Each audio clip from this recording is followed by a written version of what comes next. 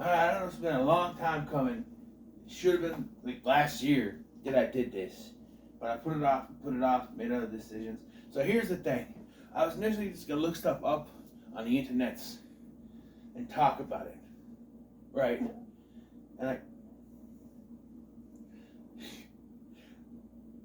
And I was just going to do it that way. But I procrastinated and I procrastinated and I procrastinated.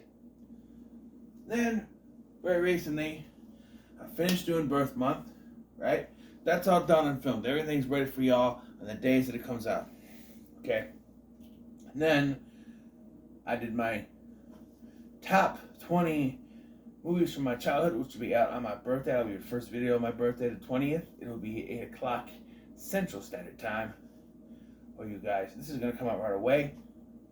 So, I decided that for the 2005 draft video, if you don't know, this was not in one night. They decided in 2005, the only time I did this, it would take place over 4 weeks. With one draft pick on the first 3 weeks, one on Raw, one on SmackDown, one on Raw, one on SmackDown, one on Raw, one on SmackDown, and then the last week, 2 on Raw, 2 on SmackDown, and there'd be a supplemental draft of whoever would be shuffled around. This was a weird way to do it. It's the only time they did it.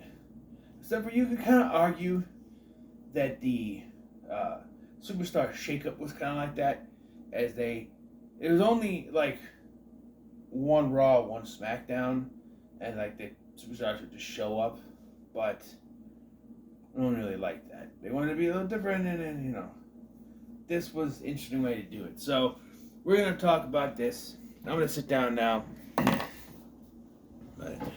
So it was announced the Raw before this, which I didn't watch. So I watched painstakingly 4 Monday Night Raws, 4 SmackDowns to get the whole experience. And let me tell you, some of the stuff that is going on during this time frame, Edge and Lita getting married and the whole Kane situation, right? Eddie Guerrero and Rey Mysterio's rivalry kicking off or getting heated, and in the last SmackDown, he wants to tell Dominic a little story. You know where that goes. And, you got the rise of Muhammad Hassan before the fall of Muhammad Hassan later. The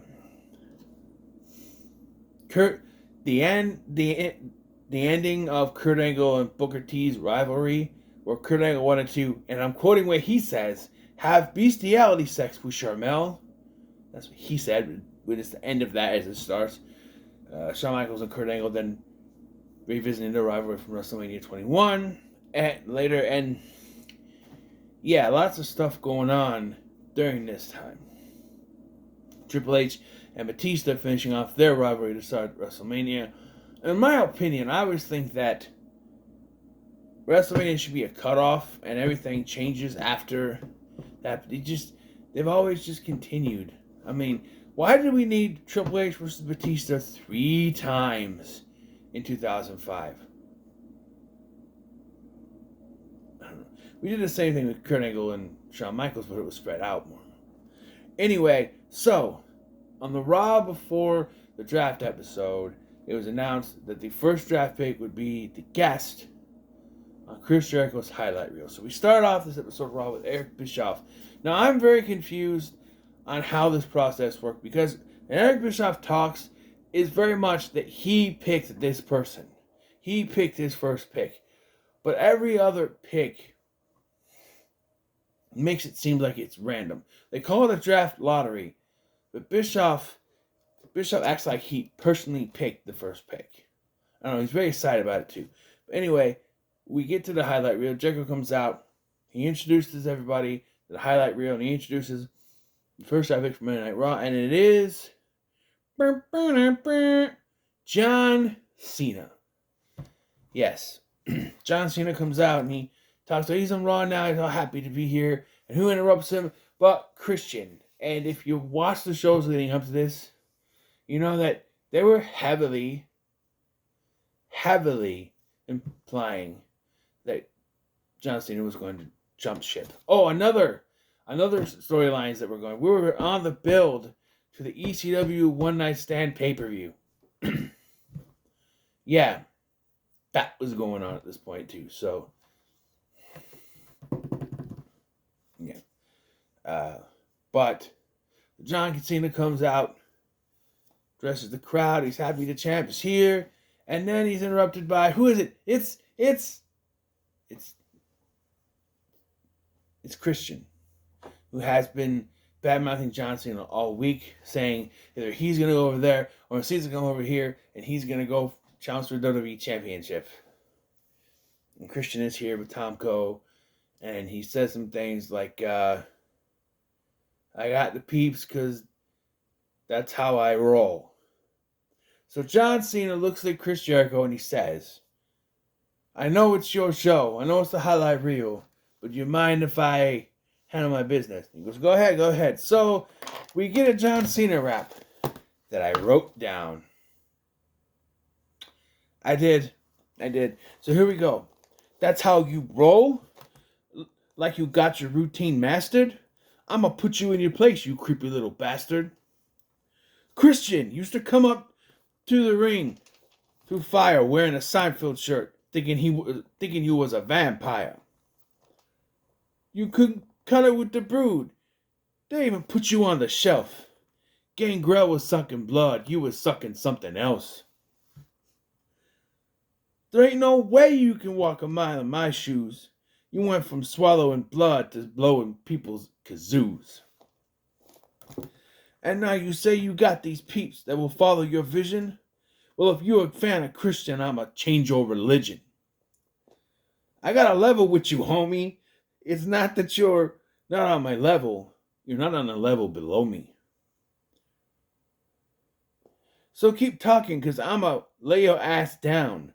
This is the highlight reel, so you must be the ass clowns. You're the clown of charisma. I wrong your. Who are you, Christians? Who are you, the fight starter? The only problem you solving is being Christian's life partner.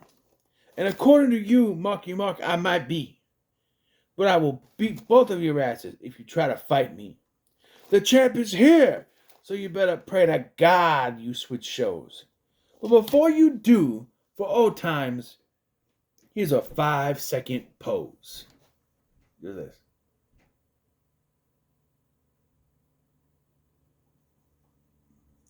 This, of course, ends in a brawl, and the two get into a fight. Jericho just watching this, and then he ends up helping, and then the next week, it ends up being a tag match. But, we don't get much from John Cena. He shows up in the Bischoff's office, basically says he's not going to kiss his ass, but And then SmackDown. SmackDown is the Chronicles of JBL, who thinks he should be crowned. So, with John Cena gone, there's no champion on SmackDown. And JBL believes that he should be crowned a new SmackDown champion. They should create a new championship and give it directly to him. But Teddy Long says that they're not going to make any decisions until the draft is done. Which they don't, but, And then he introduces the first draft for SmackDown, Chris Benoit. And that leads to a match later between the two. So, yeah. So, on Raw now, this is the war was between Chris Benoit and JBL, and then having a match in the main event. So, on Raw, though, Triple H is mad because he's jealous. Because these new draftees are taking up his time. And Eric Bischoff was told the new draft pick for Raw that he can come out and directly address Batista, who's the world champion. And, in Triple H's eyes, he's not done with Batista yet. So he comes out with Ric Flair, and he basically challenges this new draft pick. And it turns out to be Kurt Angle, who comes out and, there's a little back and forth with Triple H, and it has a war of the woos with Ric Flair, and then it devolves into a fight because Batista comes out, and Shawn Michaels comes out, and we end up in a tag match. And it's weird because I swear Kurt Angle said he wanted a match with Batista after the pay-per-view, but it's the next week that it happens. I don't know. All right, we go to SmackDown, and JBL is put in a match with The Undertaker. All right, that's all you need to know about that, because they had this draft pick, and you have people waiting for the draft pick. It's taking forever, right? Where is he? But it is in this match that it happens. Just as The Undertaker is about to win, Randy Orton shows up and hits it with an RKO. Randy Orton was not on TV for the last 2 weeks. I don't know where the hell he was at, but he was not on TV. Maybe he was hurt or something. He was not on TV. He was not on Raw at all. But there he is, attacking The Undertaker. He actually just come out the next week and addresses Undertaker, and he's not on TV for the next couple weeks after that. Maybe he's injured at this point and can't. They wanted to show that he's on the ground. But we go to Raw again for pick number 3. All right, and Eric Bischoff comes out to the ring, and he brings out Shelton Benjamin, who's the Intercontinental Champion. He says, "You've held that title since October of last year at Taboo Tuesday. You faced Chris Jericho, who, like you tonight, was facing an opponent he had no idea of." And Shelton Benjamin takes the microphone and goes, "I know what you're doing. You're going to have me face a new draft pick tonight, so let's just do it." Out comes Carlito. And I spit in the face. People doesn't want to be cool. And Carlito, and just like he did to John Cena his first night on SmackDown, he wins the Intercontinental Championship in his first night on Raw. By cheating, he rolls him up in the ropes, and yeah, that's how he does it. So Carlito is the Intercontinental Champion. So now we gotta go to SmackDown. And to explain this, I have to go back a little bit. Muhammad Hassan has had a tricky time on Raw, especially over the course of this. He had an Intercontinental Championship match because they said he was, he said he was disrespected, and so to avoid a lawsuit, Eric Bischoff gave him an Intercontinental Championship match. Well, in that match, he technically won, but Shelton Benjamin, that goes on the ropes, and he got himself disqualified. He had to have, because they say he's undefeated, although I thought he lost. I don't know. And so then he demanded the decision be reversed, or something. I don't understand. Or maybe Stone Cold, Steve Austin did a Stone Cold Court thing, where he basically gave him another match and then gave him the stunner during the match. I don't know. But that leads us to the SmackDown. So, Tay Long comes out and announces there will be a SmackDown Championship, even though the draft's not done. But he says he's going to do that, and it's going to be a 5-man elimination match. Wait till I talk about this match. It's going to be a 5-man elimination match, and it's going to be because he comes out and he words like this. He goes, JBL will be announced as the new SmackDown champion. That is, if JBL can win the 5-man elimination match, it'll be JBL versus Chris Benoit, versus The Big Show, versus Booker T, versus The Undertaker. And then Muhammad Hassan comes out and says he's already disrespected. He's the new draft pick, and he didn't get any welcome or nothing, and he's getting respected. So he's added to this as a 6-man elimination match. There it is. The 6 people. JBL, Big Show, Chris Benoit, Booker T, Muhammad Hassan, or Hassan, Muhammad Hassan, which I called, the Stone Cold calls him, and The Undertaker. And Muhammad Hassan has a one-on-one match with The Big Show, which he wins, I think. I think he cheats, but, Jumping over to Raw, we're in the final week of the draft, so it's 2 draft picks. And the first one, so like I said, it is the Edge and Lita and Kane stuff, which also includes Snitsky.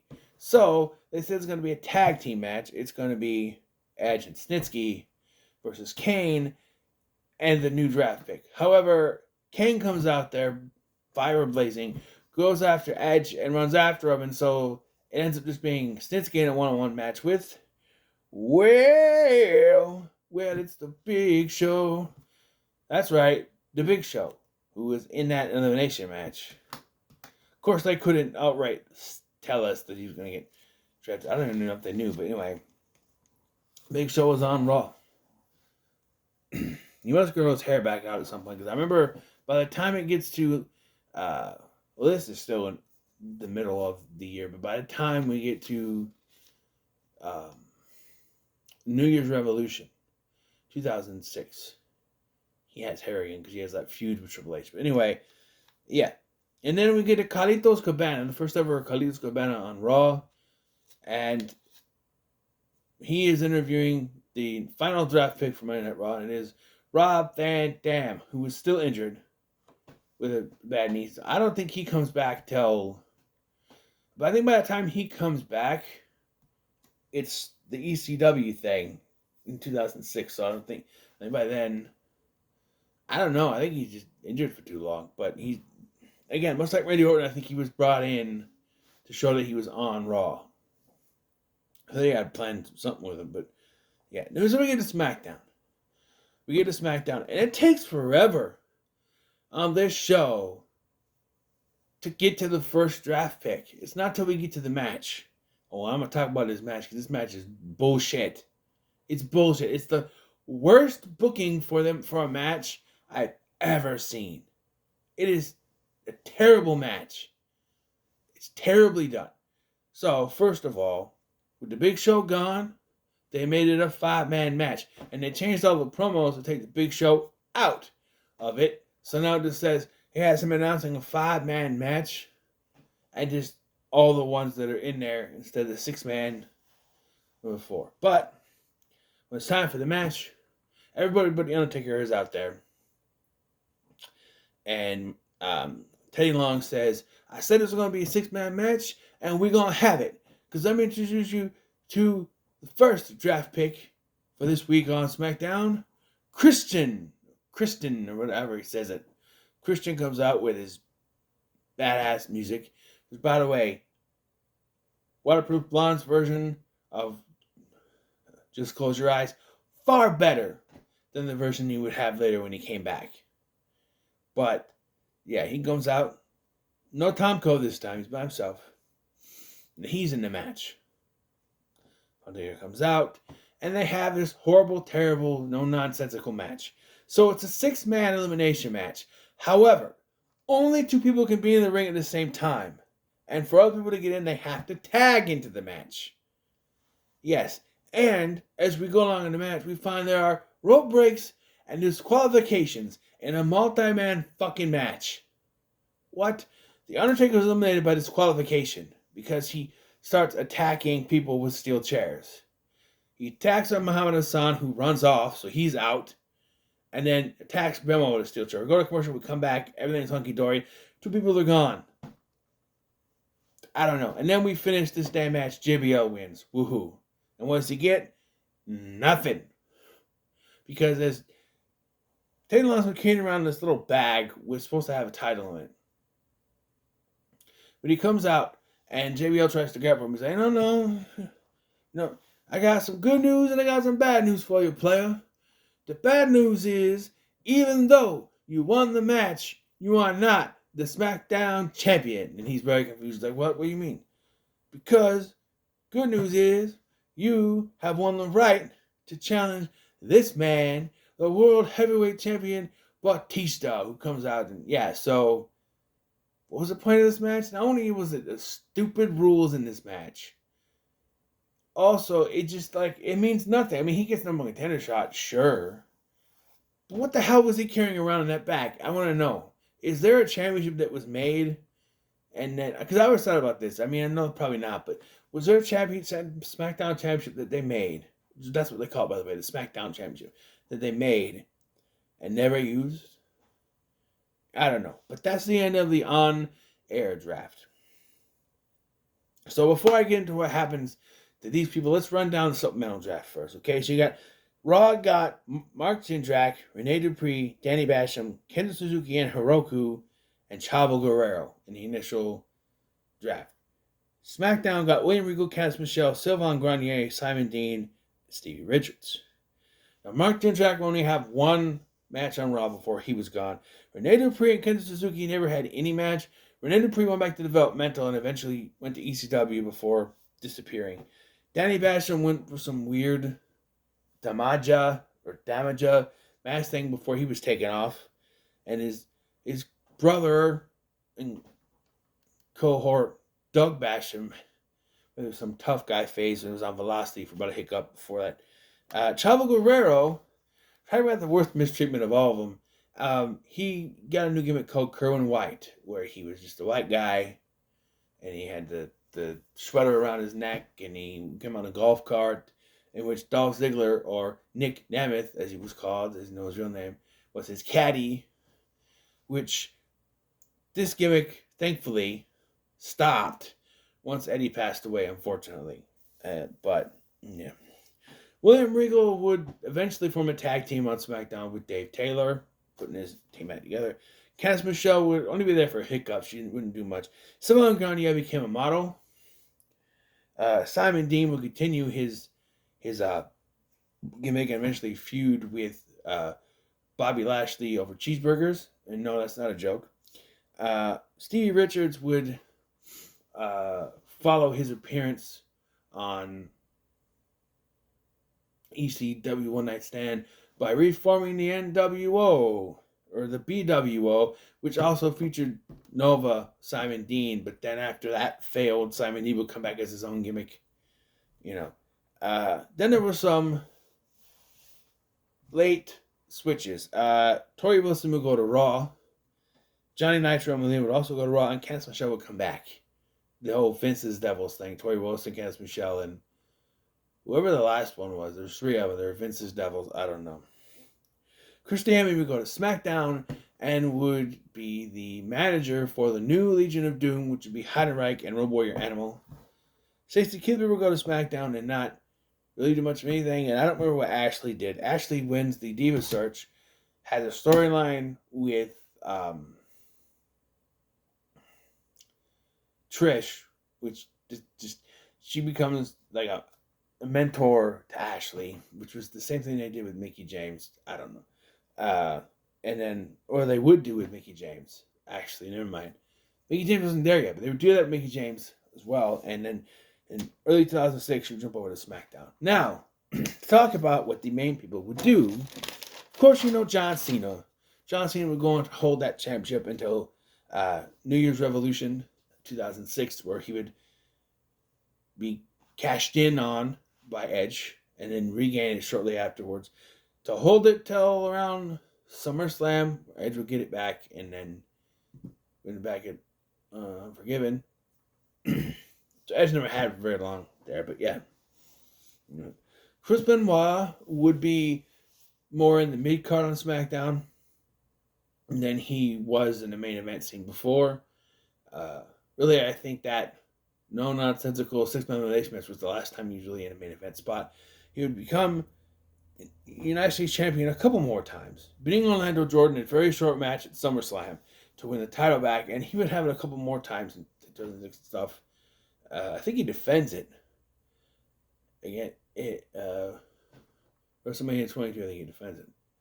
Or is that WrestleMania 23 he defends it? One of them. I don't know. But he does have it for... Before the whole thing happens in 2007. We're not going to talk about that, though. Kurt Angle would go on to continue his feud with Shawn Michaels on Raw, and then go on to face John Cena for the WWE Championship after Chris Jericho left, before going back to SmackDown because Batista got injured and had to relinquish the title, and they held a battle royal, which Kurt Angle would enter. Daivari would become his manager for some reason, and he would become the World Heavyweight Champion before losing it at WrestleMania 22. So, I need to get a drink. My throat's kind of... Randy Orton would continue his feud with The Undertaker, which would also include his father, Cowboy Bob Orton. Before an issue would take Cowboy Bob off of TV permanently. He bladed and didn't tell anyone he has hepatitis C, and so that's not, you don't want that, right? But then Randy Orton would be involved in a triple threat match with a world title at WrestleMania in a nonsensical feud where he'd have a small feud with Rey Mysterio. That would be kind of, I don't know. They needed to get ready to WrestleMania, I guess. I don't know. Carlito, of course, would become Intercontinental Champion and form a short-lived tag team with Chris Masters called the Masters of Cool before breaking that off at the Elimination Chamber match at New Year's Revolution, and probably held the Intercontinental Championship a couple more times, I guess. We'll talk about Muhammad Hassan at the end because his is probably the most tragic. Big Show would win the World Tag Team Championships with Kane, have a feud with Triple H towards the end of the year, and then jump over to ECW in 2006. Rob Van Dam, like I said, I have no idea what he did until ECW came back. So maybe he was injured the whole time. Batista would hold on to that world title until he had to relinquish it at the end of 2005, unfortunately because of an injury, and of course it was won by Kurt Angle, and he would get the title back when he came back in 2006, but, it's not like his initial run pretty well. But his initial run was almost stopped twice. The first of which would have come in the hands of Muhammad Hassan. That's right, Muhammad Hassan was set to have a very big future on SmackDown. However, a segment, unfortunately timed, would end all that. So, Muhammad Hassan was set to face The Undertaker at the Great American Bash. But a couple weeks before that, there would be a segment in which, during a match where The Undertaker was facing Daivari, a group of masked men, dressed like terrorists, basically, would attack The Undertaker and carry Daivari's body out like a martyr. Unfortunately, this would air around the same time a terrorist attack happened. I don't remember exactly which one it was, but there was one. And UPN, seeing this, demanded that Muhammad Hassan be taken off TV. And this was terrible for him because the match between him and The Undertaker was a number one contenders match. Muhammad Hassan was supposed to win that match and then face and beat Batista for the world title at SummerSlam. He was supposed to become world champion, but because of that, he was taken off TV and then faced The Undertaker in what was an extended squash match, and then sent back to OVW and never heard from him again. He actually retired for a while before going back to the Indies recently. I don't know if he's still doing it, but yeah, that's unfortunate. And then, like I said, Batista would hold that title until he had to relinquish it. But again, I also mentioned he almost lost that title a second time. Yeah, because he was supposed to lose it to Muhammad Hassan. Then he was going to lose it again to Eddie Guerrero. See, they had a match at No Mercy, and eventually, which Batista won, but eventually he was supposed to drop the title to Eddie. But Eddie passed away. And then Batista got injured and had to relinquish the title. So that title was cursed. Since going over to SmackDown, that title got cursed. Although Kurt Angle made it work, I guess. I don't know. But it is kind of sad. But, yeah, such as things happen. Sucks. What happens, it does. So there you go. That's the draft from 2005. I did it. Now, there was no draft in 2006, so I'll briefly sum up what happened here. So they didn't do a draft because ECW was coming in as a new brand, so they couldn't really do it. So it was sort of a draft. Paul Heyman got to pick 2 picks. And he picked one from Raw, one from SmackDown. He picked Rob Van Dam from Raw and Kurt Angle from SmackDown. And then the Big Show also jumped ship. And there's a whole bunch of other ECW guys there as well. So, yeah. And that's about it. There wasn't really anything in 2006, so I'm not going to have a whole video to it. Next will be the 2007 draft. And that episode, that's a little problematic to discuss now. That's gonna be interesting.